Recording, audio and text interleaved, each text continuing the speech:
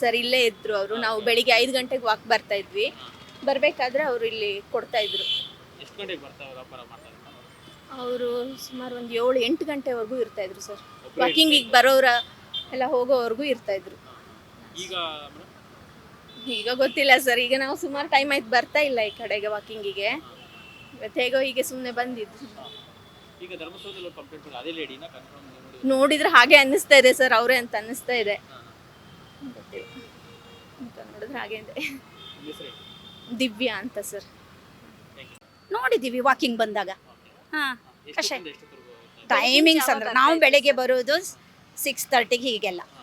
ಆವಾಗ ಇದ್ಲು ಕಷಾಯ ಕೊಡ್ತಾ ಇದ್ದಾಳೆ ಎಲ್ಲರಿಗೂ ನೋಡಿದ್ದೀವಿ. ಈಗ ಟಿ ವಿಯಲ್ಲಿ ನೋಡ್ತಾ ಇದ್ದೀವಿ ಅವಳನ್ನ ಅಷ್ಟೇ. ನೀವು ಕಷಾಯ ಎಲ್ಲ ತಗೊಂಡಿದ್ದೀರಾ? ನಾವು ತಗೊಳ್ಳಲ್ಲಪ್ಪ, ನಾವು ಏನು ತಗೊಳ್ಳಲ್ಲ. ಏನಕ್ಕಂತ ಮಾರಾಟ ಮಾಡ್ತಾರೆ ಕಷಾಯ? ಏನು ಗೊತ್ತಿಲ್ಲ ನಮ್ಗೆ. ಎಲ್ಲ ತಗೊಂಡು ಕುಡಿತಾರೆ ವಾಕಿಂಗ್ ಬರುವವರು ಅಷ್ಟೇ. ಎಷ್ಟು ವರ್ಷದಿಂದ ನೋಡ್ತಾ ಇದ್ದೀರಾ? ನಾವು 1 ಇಯರಿಂದ ಅಷ್ಟೇ. ಹಾಂ, ಈಗ ಒಂದು 3-4 ಮಂತ್ ಅಲ್ತಲ್ಲ, ಇಲ್ಲ ಅವಳು ಕಾಣಿಸ್ತಾ ಇಲ್ಲ ಅಷ್ಟೇ. ಬೇರೆಯವ್ರು ಮಾಡ್ತಾ ಇದ್ದಾರೆ. ಹೌದು, ಬೇರೆ ಒಂದು ಲೇಡಿ ಬಂದು ಅದೇ ಜಾಗದಲ್ಲಿ ಮಾಡ್ತಾರೆ. ಅವ್ರು ಸಂಜೆ ಮಾಡ್ತಾ ಇದ್ದಾರೆ, ಇವ್ರು ಮಾರ್ನಿಂಗ್ ಮಾಡ್ತಾ ಇದ್ಲು ಅಷ್ಟೇ. ಯಾರಾದ್ರೂ ಒಬ್ರು ಇರ್ತಾದ್ರೆ ಒಬ್ರೇ ಮಾಡ್ತಾರೆ. ಇನ್ನೊಂದು ಹುಡುಗಿ ಇರ್ತಾ ಇದ್ಲು ಸರ್.